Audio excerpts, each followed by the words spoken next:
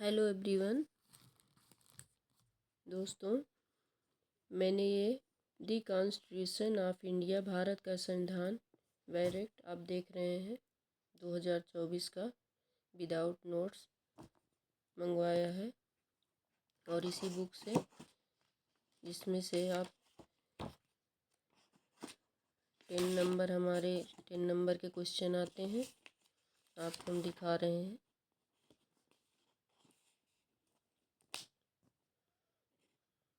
देख रहे हैं भारत का संविधान, भाग 1 संघ और उसका राज्य क्षेत्र। इसी बुक से हमने भाग 2 है नागरिकता।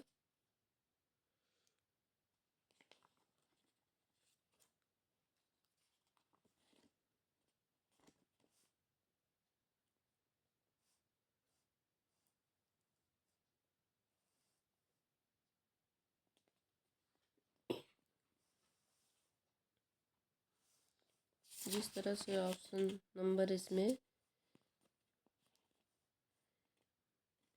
भाग करके दिए गए हैं, इसी बुक से हमने शॉर्ट नोट्स तैयार किया है। आप लोगों तक शेयर करते हैं, आपको हो सकता है इससे काफ़ी हेल्प मिले। देखिए, एक बार रिपीट करते हैं। संविधान के अनुच्छेद, जैसे भाग 1 अनुच्छेद 1 से 4 आप लोगों को क्लियर दिख रहा है।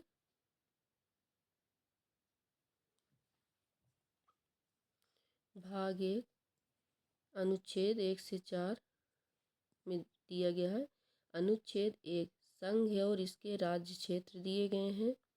अनुच्छेद 2 में नए राज्यों के स्थापना का प्रावधान है। अनुच्छेद 3 राज्यों की सीमा और नाम में परिवर्तन का प्रावधान है। अनुच्छेद 4 में पहली और चौथी अनुसूची के संशोधन तथा अनुपूरक विषयों पर उपबंध करने के लिए अनुच्छेद 2 और 3 के अधीन विधियाँ। अब हमारा आता है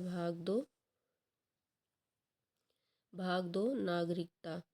अनुच्छेद 5 से 11 अनुच्छेद 5 से 11 हमारा भाग 2 में है। अनुच्छेद 5 संविधान की शुरुआत में नागरिकता का प्रावधान। नेक्स्ट अनुच्छेद 6 में हमारा है पाकिस्तान से भारत आने वाले व्यक्तियों की नागरिकता। अनुच्छेद 7 में है भारत से पाकिस्तान जाने वाले की नागरिकता का प्रावधान। भारत से पाकिस्तान जाने वाले नागरिकता का प्रावधान। 8 में भारतीय मूल के व्यक्ति की नागरिकता। भारतीय मूल के व्यक्ति की नागरिकता। 9 में नागरिकता की समाप्ति। नागरिकता की समाप्ति अनुच्छेद 9 में दिया गया है। अनुच्छेद 10 में नागरिकता के अधिकार का बने रहना। नागरिकता के अधिकार का बने रहना का वर्णन अनुच्छेद 10 में है। अनुच्छेद 11 में संसद द्वारा नागरिकता अधिकार कानूनों का विनियम का प्रावधान, रेगुलेशन का प्रावधान अनुच्छेद 11 में है। अर्थात नागरिकता को लेकर सारी शक्तियां संसद के पास हैं। नागरिकता को लेकर जो सारी शक्तियां संसद के पास हैं वो अनुच्छेद 11 में वर्णन हुआ है। नेक्स्ट आप आगे देखिए।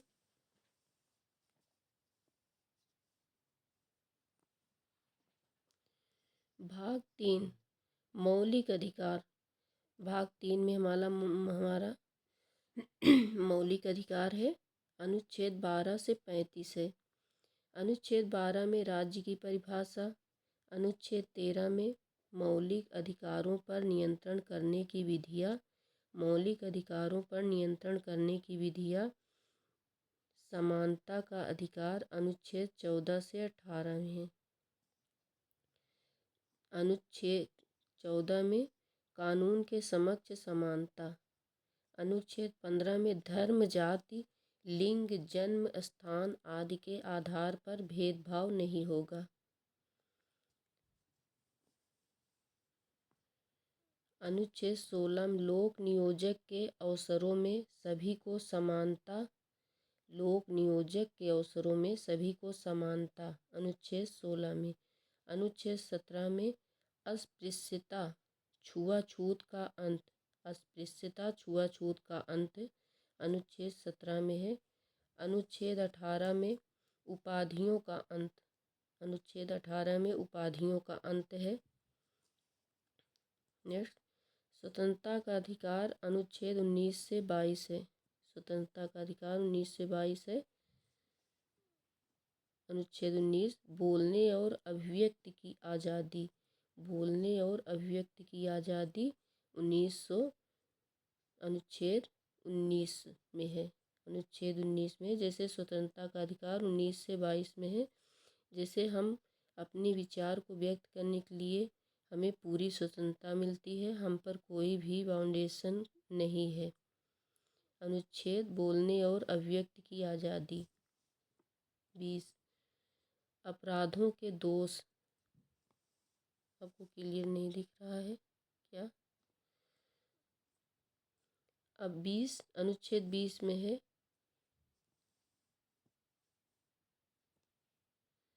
अनुच्छेद 20 में अपराधों के दोष सिद्ध के संबंध में संरक्षण। अनुच्छेद 20 में एक बार आप फिर देख लीजिए।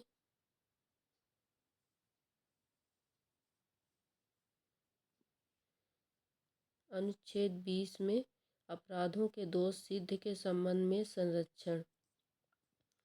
अनुच्छेद 21 में है अनुच्छेद 21 में प्राण और दैहिक स्वतंत्रता का अधिकार।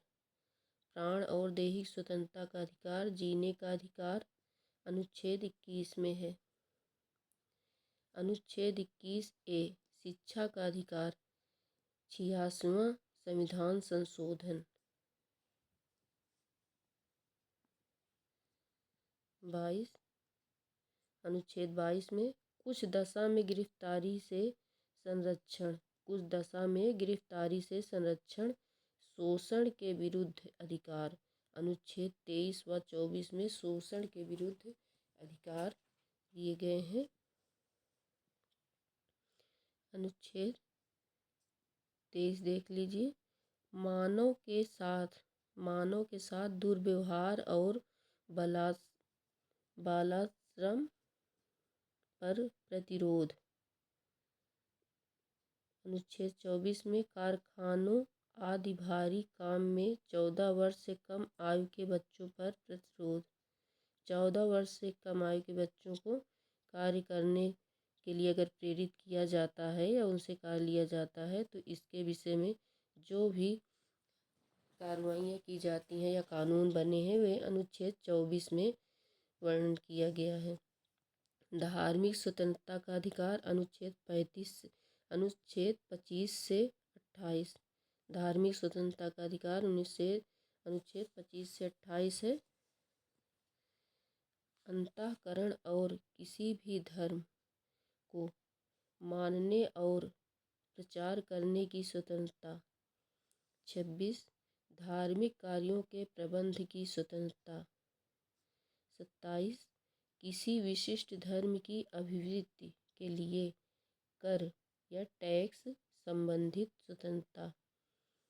अनुच्छेद 28 सरकारी वितरण संस्थानों में धार्मिक शिक्षा नहीं दी जाएगी तथा धर्म विशेष के कार्यक्रम में शामिल होने के लिए बाध्य नहीं है। हमारा 28 अनुच्छेद कंप्लीट हो गया है। आगे देखते हैं।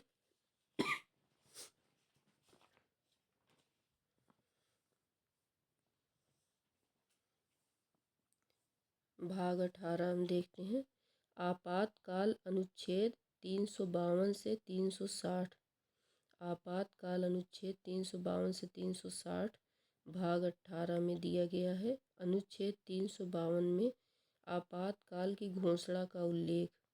अनुच्छेद 353 में आपातकाल की घोषणा का प्रभाव। अनुच्छेद 356 में राज्यों में राष्ट्रपति शासन का उल्लेख है। अनुच्छेद 358 में आपातकाल के दौरान अनुच्छेद 19 के उपबंधों का निलंबन का उल्लेख।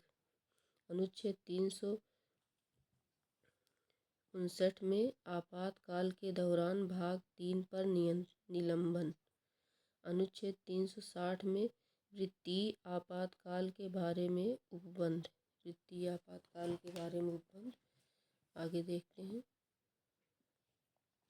भाग 19 और 20 अनुच्छेद 361 से 368 है। भाग 19 और 20 में अनुच्छेद 361 से 368 का वर्णन किया गया है। अनुच्छेद 361 देख लीजिए। राष्ट्रपति, राज्यपाल और राजपूतों का संरक्षण। राष्ट्रपति, राज्यपाल और राजपूतों का संरक्षण दिया गया है। अनुच्छेद 64 में महापतन और विमान क्षेत्रों के बारे में विशेष उपबंध। महापतन और विमान क्षेत्रों के बारे में विशेष उपबंध। अनुच्छेद 368 संविधान संशोधन का प्रावधान। संविधान संशोधन का प्रावधान। भाग 21 और 22 अनुच्छेद 369 से अनुच्छेद 95 दिया गया है। 369 राज्य सूची के कुछ विषय के संबंध में संसद को कानून बनाने की शक्ति। अनुच्छेद 370 जम्मू कश्मीर से संबंधित प्रावधान। अनुच्छेद 371 महाराष्ट्र और गुजरात के संबंध में विशेष उपबंध। अनुच्छेद 376 उच्च न्यायालय के न्यायाधीशों के बारे में उपबंध।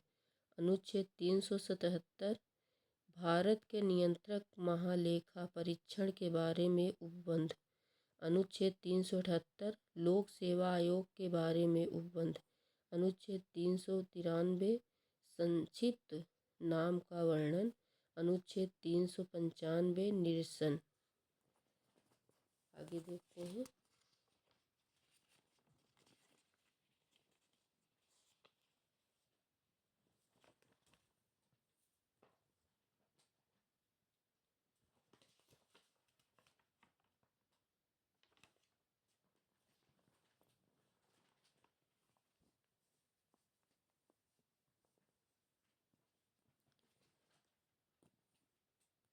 सॉरी, हम आपको लास्ट से बताने लगे, आप यहाँ से देख लीजिए।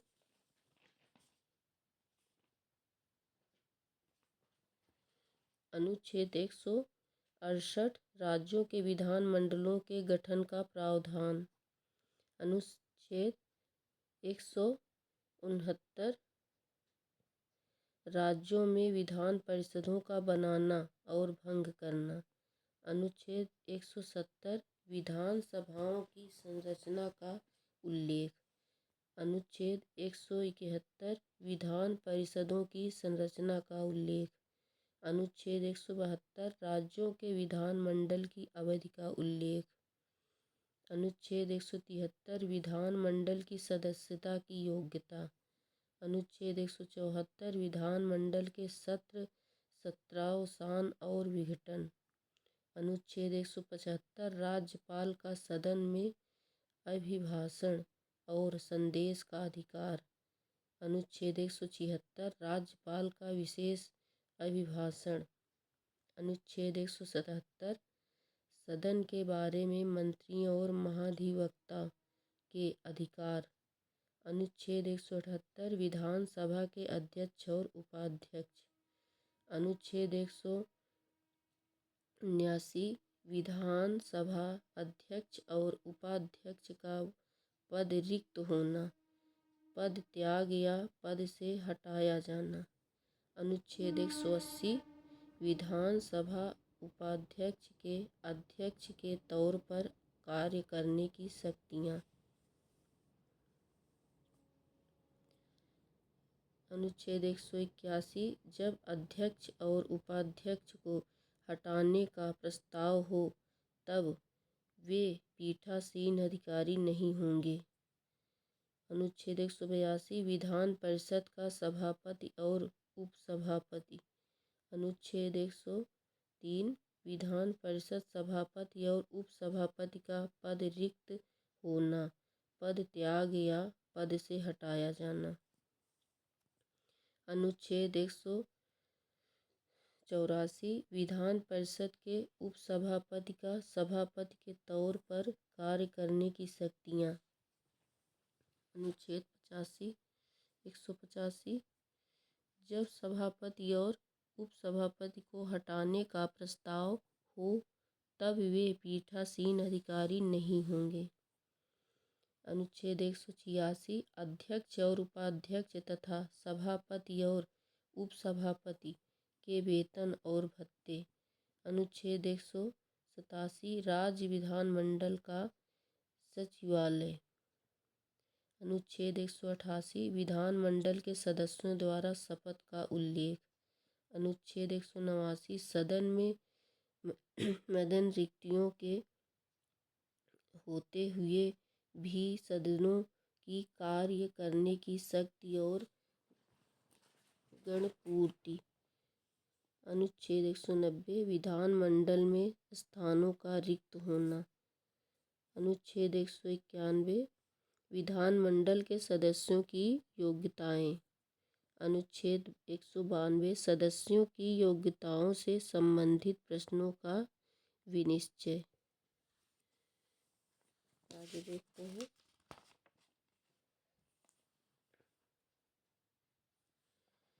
संस्कृति और शिक्षा संबंधी अधिकार अनुच्छेद 29 व 30 में है। 29 देखते हैं। अल्पसंख्यक वर्ग को उसकी भाषा, लिपि और संस्कृति को संरक्षित रखने का अधिकार अनुच्छेद 29 में दिया गया। अनुच्छेद 30 में अल्पसंख्यक वर्ग को शैक्षणिक संस्थान संचालित करने का अधिकार अनुच्छेद 30 में है। संवैधानिक उपचारों का अधिकार अनुच्छेद 32 से 35। अनुच्छेद 32 रिट संबंधी प्रावधान है। B.R. अम्बेडकर जी ने इसे संविधान की आत्मा कहा है। अनुच्छेद 33 मौलिक अधिकारों को लागू करने में संसद की शक्ति। अनुच्छेद 34 सैन्य क्षेत्र या कानून के समय मौलिक अधिकारों पर प्रतिबंध संबंधित प्रावधान। अनुच्छेद 35 मौलिक अधिकार लागू करने संबंधित प्रावधान। नेक्स्ट देखते हैं। भाग 4 नीति निर्देशक तत्व अनुच्छेद 36 से 52। अनुच्छेद 36 राज्य की परिभाषा। अनुच्छेद 37 नीति निर्देशक तत्व न्यायालय में वाद योग्य नहीं है। अनुच्छेद 38 राज्य लोक कल्याण की वृद्धि में व्यवस्था करेगा। अनुच्छेद 39 समान कार्य के लिए समान वेतन का प्रावधान, समान न्याय और निःशुल्क विधि सहायता। अनुच्छेद 40 ग्राम पंचायतों के गठन का प्रावधान। अनुच्छेद 41 कुछ परिस्थितियों में सभी नागरिकों को काम, शिक्षा और लोक सहायता पाने का अधिकार। अनुच्छेद 42 न्याय संगत और मानव उचित दशाओं तथा प्रसूत सहायता का प्रावधान। अनुच्छेद 43 मजदूरी और कुटीर उद्योगों को प्रोत्साहन। अनुच्छेद 44 में समान नागरिक संहिता लागू करने का प्रावधान। अनुच्छेद 45 बच्चों के मुक्ति और अनिवार्य शिक्षा की जिम्मेदारी राज्य की होगी। अनुच्छेद 46 अनुसूचित जाति, जनजाति और अन्य वर्गों के शिक्षा और अर्थ संबंधी हितों का प्रावधान। अनुच्छेद 47 पोषण और जीवन स्तर के लिए लोक सदस्य में सुधार का कर्तव्य। आगे देखते हैं।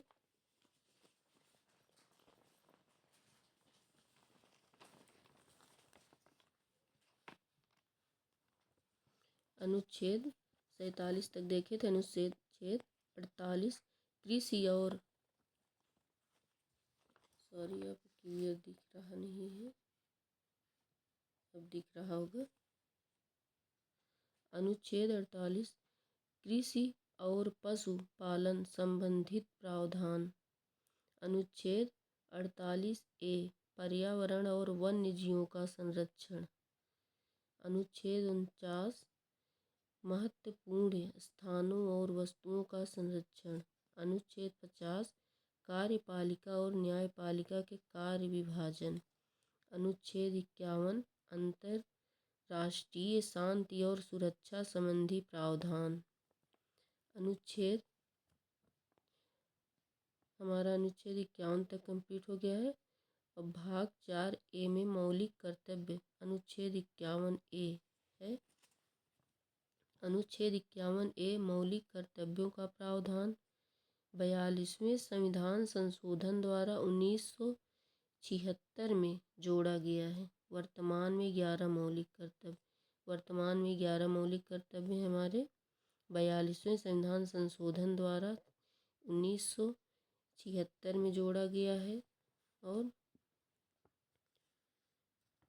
भाग 5 है हमारा संघ अनुच्छेद 52 से 151 अनुच्छेद दिए गए हैं भाग 5 में। देख लीजिए। अनुच्छेद 52 भारत के राष्ट्रपति का उल्लेख। अनुच्छेद 53 संघ की कार्यपालिका संबंधित शक्तियां राष्ट्रपति में निहित होंगी। अनुच्छेद 54 राष्ट्रपति के निर्वाचन मंडल।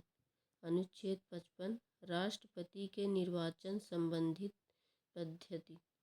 अनुच्छेद 56 राष्ट्रपति के कार्यकाल का उल्लेख। अनुच्छेद 57 राष्ट्रपति के पुनर्निर्वाचन की पात्रता। अनुच्छेद 58 राष्ट्रपति बनने के लिए योग्यताएं। अनुच्छेद 59 राष्ट्रपति पद के लिए शर्त। राष्ट्रपति पद के लिए जो शर्तें लागू हैं वो अनुच्छेद 59 में है। अनुच्छेद 60 राष्ट्रपति द्वारा शपथ का उल्लेख। अनुच्छेद 61 राष्ट्रपति पर महाभियोग संबंधी प्रावधान। अनुच्छेद 62 राष्ट्रपति पद की रिक्ति को भरने के लिए निर्वाचन का समय और आकस्मिक रिक्ति को भरने वाले व्यक्ति का कार्यकाल निर्धारित किया गया है 6 में। अनुच्छेद 52 से 62 राष्ट्रपति के विषय में बताया गया है।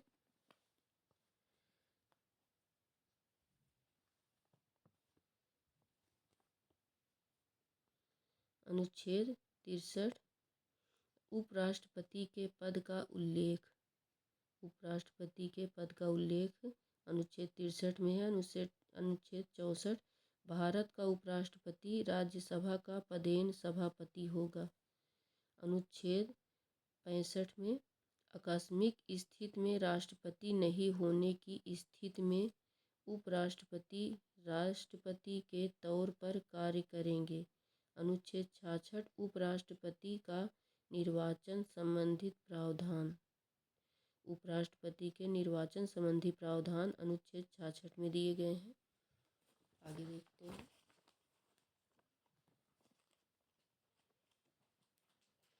अनुच्छेद 67 उपराष्ट्रपति के कार्यकाल का उल्लेख। अनुच्छेद 67 उपराष्ट्रपति के कार्यकाल का उल्लेख दिया गया। अनुच्छेद 68 उपराष्ट्रपति पद की रिक्ति को भरने के लिए निर्वाचन का समय और आकस्मिक रिक्ति को भरने वाले व्यक्ति का कार्यकाल निर्धारित किया गया है 6 माह। अनुच्छेद 63 और अनुच्छेद 69 उपराष्ट्रपति के बारे में बताया गया है। अनुच्छेद 69 उपराष्ट्रपति की शपथ का उल्लेख। अनुच्छेद 70 अन्य किसी आकस्मिक में राष्ट्रपति के कर्तव्य का निर्वहन। राष्ट्रपति के कर्तव्य का निर्वहन। अनुच्छेद 71 राष्ट्रपति और उपराष्ट्रपति के निर्वाचन संबंधित विषय। अनुच्छेद 72 राष्ट्रपति द्वारा क्षमादान की शक्ति। अनुच्छेद 73 संघ की न्यायपालिका शक्ति के विस्तार का उल्लेख। अनुच्छेद 74 राष्ट्रपति को सलाह देने के लिए मंत्रिपरिषद का उल्लेख। अनुच्छेद 75 मंत्रियों से संबंधित अन्य उपबंध। अनुच्छेद 76 भारत के महान न्यायवादी का उल्लेख। अनुच्छेद 77 भारत सरकार के कार्य का संचालन संबंधित उल्लेख। अनुच्छेद 78 राष्ट्रपति को जानकारी देने के लिए प्रधानमंत्री के कर्तव्य। अनुच्छेद 79 संसद के गठन का उल्लेख। अनुच्छेद 80 में दिया गया है राज्यसभा का उल्लेख। अनुच्छेद 81 में लोकसभा का उल्लेख। अनुच्छेद 82 में प्रत्येक जनगणना के बाद सीटों का पुनः समायोजन। अनुच्छेद 83 में संसद के सदन की अवधि का उल्लेख। अनुच्छेद 84 में संसद की सदस्यता के लिए योग्यता। अनुच्छेद 85 में संसद के सत्र सत्रावसान और विघटन संबंधी उल्लेख। अनुच्छेद 86 में राष्ट्रपति का संसद में अभिभाषण और संदेश भेजने का अधिकार। अनुच्छेद 87 में राष्ट्रपति का विशेष अभिभाषण। अनुच्छेद 87 में राष्ट्रपति का विशेष अभिभाषण। अनुच्छेद 88 में संसद के साधनों में मंत्रियों और महान्यायवादी के अधिकार। अनुच्छेद 89 में राज्यसभा का सभापति और उप सभापति का उल्लेख। अनुच्छेद 90 में राज्यसभा के उपसभापति का पद रिक्त होना, परित्याग या पद से हटाए जाने का उल्लेख। सभापति के रूप में कार्य करने तथा कर्तव्य का पालन करने की उप सभापति या अन्य व्यक्ति की शक्ति का उल्लेख। अनुच्छेद 92 में जब सभापति या उपसभापति को हटाने का संकल्प विचाराधीन हो तब वह पीठासीन अधिकारी नहीं होंगे। इसका उल्लेख अनुच्छेद 92 में है। आगे देखते हैं।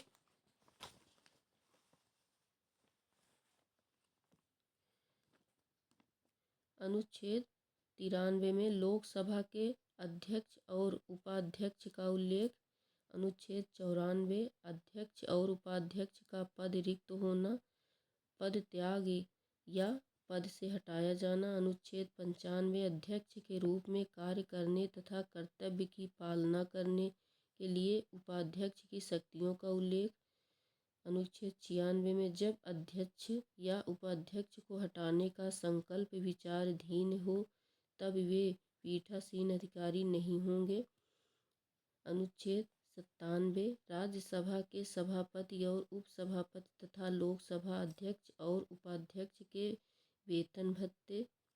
अनुच्छेद 98 संसद के सचिवालय का उल्लेख। अनुच्छेद 99 संसद सदस्यों द्वारा शपथ का उल्लेख।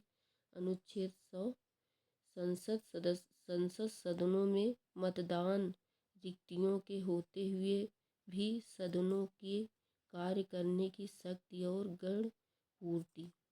101 में संसद में स्थानों का रिक्त होना। 102 में संसद सदस्यता के लिए योग्यताएं। 105 में संसद के सदन की तथा उनके सदस्यों की समितियों की शक्तियां और विशेषाधिकार। जो इम्पोर्टेंट है उसमें वो हमने बुक से नोट कर लिए हैं। 106 में सदस्यों के वेतन और भत्ते। 108 में दोनों सदनों की संयुक्त बैठक। 109 में धन विधेयक के संबंध में विशेष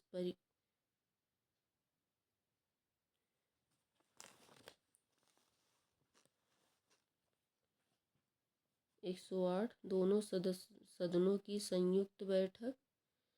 109 धन विधेयक के संबंध में विशेष प्रक्रिया। 110 धन विधेयक की परिभाषा। अनुच्छेद 111 में विधेयकों पर अनुमति। अनुच्छेद 112 में वार्षिक वित्तीय विवरण बजट का उल्लेख अनुच्छेद 112 में किया गया है। अनुच्छेद 113 संसद में प्रकलन के संबंध में प्रक्रिया। अनुच्छेद 114 विनियोग विधेयक। अनुच्छेद 120 संसद में प्रयोग की जाने वाली भाषा।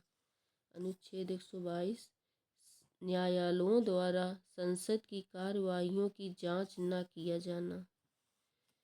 अनुच्छेद 123 राष्ट्रपति के अध्यादेश जारी करने की शक्ति।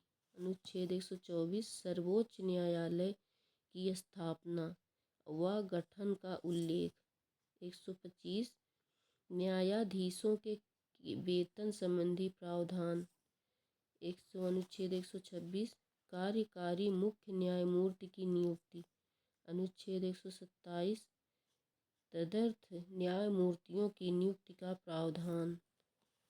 आगे देखते हैं।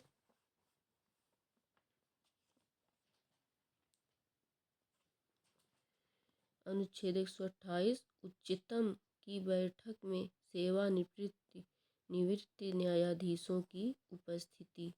अनुच्छेद 129 उच्चतम न्यायालय अभिलेख न्यायालय के रूप में होने का प्रावधान।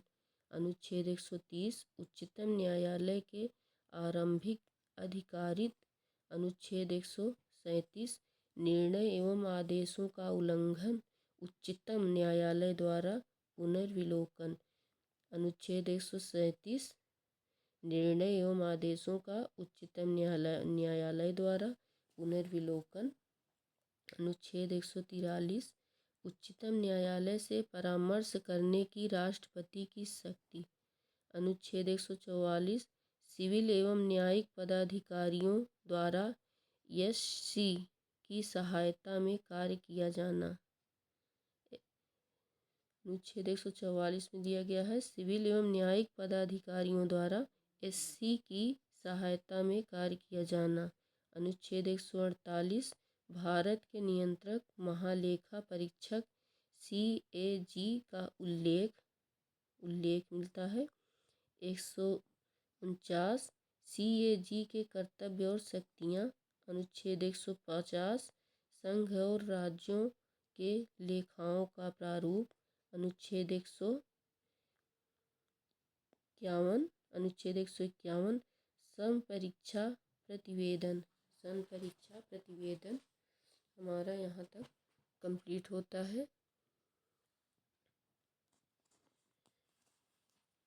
भाग 6 देख लेते हैं इसमें क्या दिया गया है।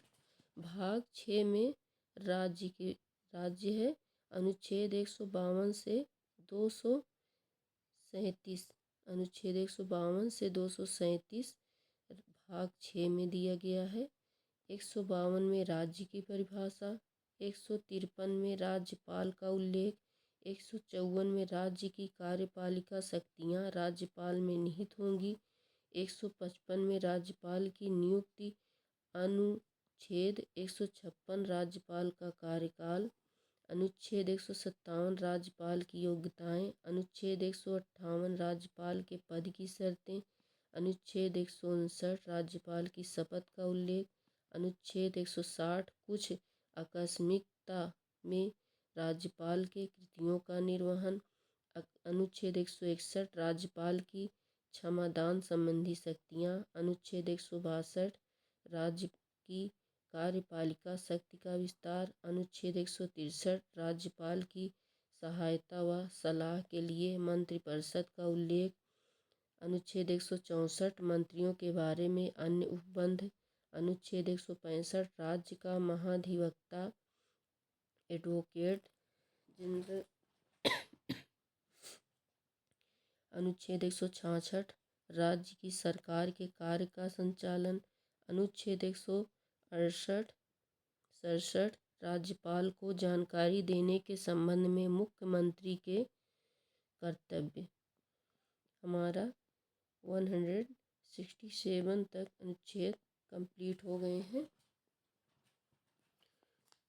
वीडियो लंबा हो रहा है, चलिए हम आपको यहाँ तक बता देते हैं।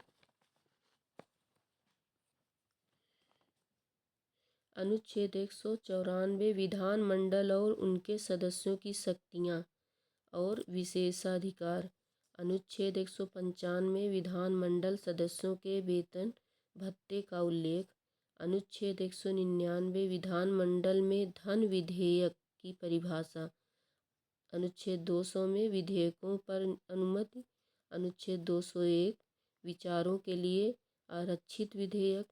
202 वार्षिक वित्तीय वितरण बजट विधानमंडल में। 203 विधानमंडल में प्राक्कलन के संबंध में प्रक्रिया। 204 विनियोग विधेयक। 207 वित्त विधेयकों के बारे में विशेष उपबंध। 213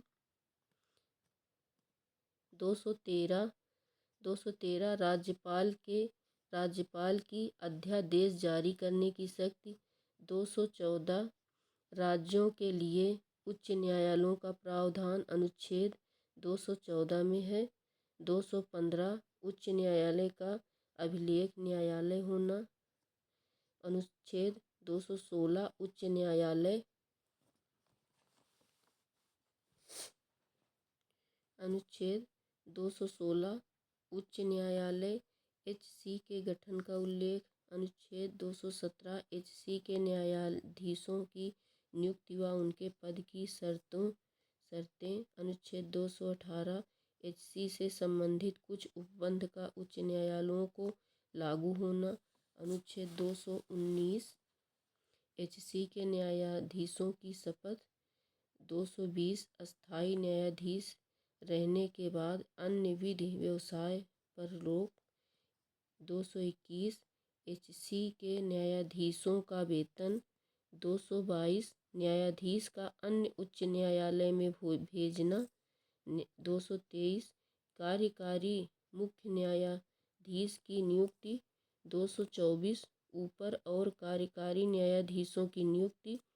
225 में HC की अधिकारिता है। 226 में HC द्वारा रिट जारी करना। 227 में सभी न्यायालयों के अधीक्षण की HC की शक्ति। 228 कुछ मामलों में HC का अंतरण का उल्लेख। 230 HC की अधिकारिता का संघ राज्य क्षेत्रों पर विस्तार। 231 दो या अधिक राज्यों के लिए एक ही HC की स्थापना। 223 जिला न्यायाधीशों की नियुक्ति का प्रावधान। 235 अधीनस्थ न्यायालय पर नियंत्रण। 235 अधीनस्थ न्यायालय पर नियंत्रण।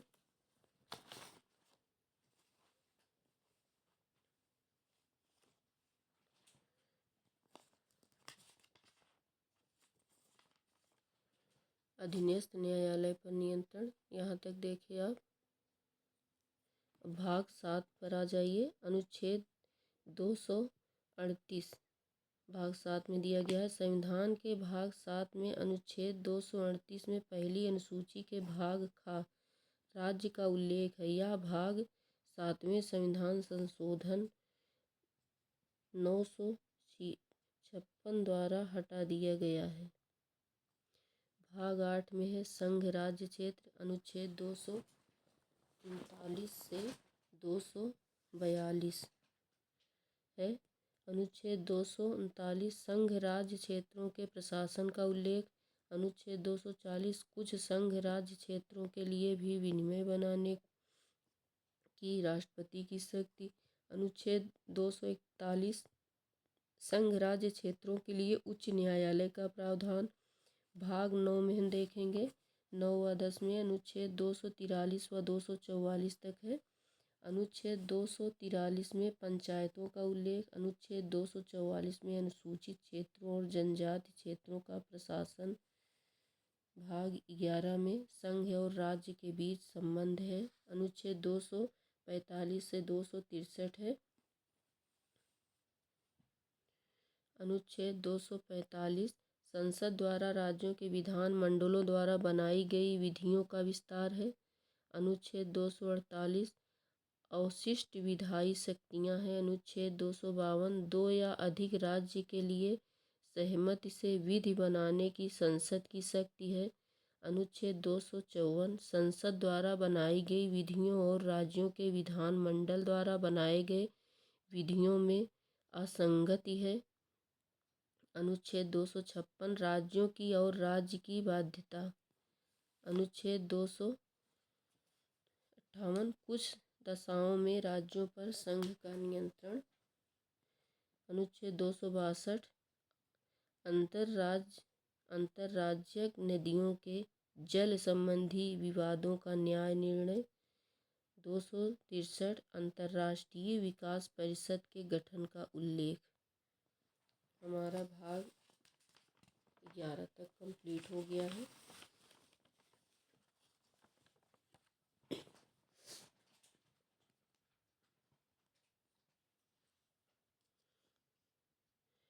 भाग 12 वित्त संपत्ति संविदाएं और वाद। अनुच्छेद 264 से 300A। अनुच्छेद 266 भारत की संचित विधि का उल्लेख। अनुच्छेद 267 आकस्मिक विधि। अनुच्छेद 275 कुछ राज्यों को संघ से अनुदान मिलना। अनुच्छेद 276 वृत्तियों, व्यापार, आजीविका और नियोजक पर कर। अनुच्छेद 280 वित्त आयोग का उल्लेख। अनुच्छेद 281 वित्त आयोग की सिफारिशें। अनुच्छेद 292 भारत सरकार द्वारा उधार लेना। अनुच्छेद 293 राज्य सरकार द्वारा उधार लेना। अनुच्छेद 298 व्यापार करने के अधिकार। अनुच्छेद 299 संविदाएं। अनुच्छेद 300A संपत्ति का अधिकार। आगे देखते हैं। भाग 13 व्यापार, वाणिज्य और समागम है। अनुच्छेद 301 अनुच्छेद 307 है इसमें। अनुच्छेद 301 में भारत देश में व्यापार, वाणिज्य और समागम की स्वतंत्रता है। भाग 14 और संघ राज्यों की अधीन सेवाएं। अनुच्छेद 308 से 323A तक है। अनुच्छेद 309 संघ और राज्यों की सेवा करने वाले व्यक्तियों की भर्ती और सेवा की शर्तें। अनुच्छेद 312 अखिल भारतीय सेवाओं का उल्लेख। अनुच्छेद 313 संक्रमणकालीन उपबंध। अनुच्छेद 315 संघ और राज्यों के लिए लोक सेवा आयोग का उल्लेख। अनुच्छेद 316 लोक सेवा आयोग के सदस्यों की नियुक्ति व अवधि। अनुच्छेद 323A प्रशासनिक कार्यों के लिए अधिकरण। आगे देखते हैं। भाग 15 अनुच्छेद 324 से 329 है। अनुच्छेद 324 चुनाव आयोग निर्वाचन के अधीक्षण, निदेशक और नियंत्रण के लिए जिम्मेदार होगा। अनुच्छेद 326 लोकसभा और विधानसभा के लिए निर्वाचन वयस्क मताधिकार के आधार पर होगा। अनुच्छेद 329 निर्वाचन संबंधी मामलों में न्यायालय के हस्तक्षेप का उल्लेख।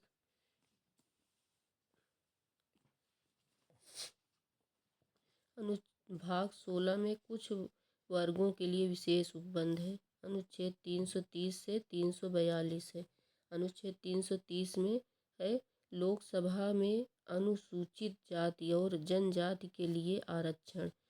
अनुच्छेद 331 में लोकसभा में आंग्ल भारतीय समुदाय का प्रतिनिधित्व। अनुच्छेद 332 में है विधानसभा में अनुसूचित जातियों और जनजातियों के लिए आरक्षण। अनुच्छेद 333 में विधानसभा में आंग्ल भारतीय समुदाय का प्रतिनिधित्व। अनुच्छेद 338 में अनुसूचित जाति SC के लिए राष्ट्रीय आयोग का उल्लेख। अनुच्छेद 338A में अनुसूचित जनजाति ST के लिए राष्ट्रीय आयोग। अनुच्छेद 338B में अन्य पिछड़ा वर्ग OBC के लिए राष्ट्रीय आयोग। अनुच्छेद 341 अनुसूचित जनजातियाँ SC। अनुच्छेद 342 अनुसूचित जनजातियाँ ST। भाग 17 राज्यभाषा है। अनुच्छेद 343 से 351। 343 संघ की राजभाषा का उल्लेख है। 344 राजभाषा के संबंध में आयोग और संसद की समितियां हैं। 345 में राज्यों की राजभाषा का उल्लेख है। 346 में संघ और राज्य या दो राज्यों के बीच पत्राचार की राजभाषा। 348 SC और HC में प्रयोग की जाने वाली भाषा। हिंदी भाषा के विकास के लिए निर्देश। आगे देखते हैं। भाग 18 आपातकालीन अनुच्छेद 352 360। भाग 19 319 और 20 अनुच्छेद 361 से 368। भाग 21 और 22 अनुच्छेद 369 से 395। ये हमने शुरुआत में ही दिखा दिए थे, थोड़ा सा मिस्टेक हो गई थी, आप लोग समझ लीजिएगा। तो दोस्तों आप मुझे मोटिवेट करिए, मैं अपने सारे नोट्स आप लोगों के साथ ताकि शेयर करूं और आप भी हेल्प पा सकें। Thank you. मेरे चैनल को सब्सक्राइब करिए, आपको नई नई जानकारियां ऐसे मिलती रहेंगी और मुझे मोटिवेट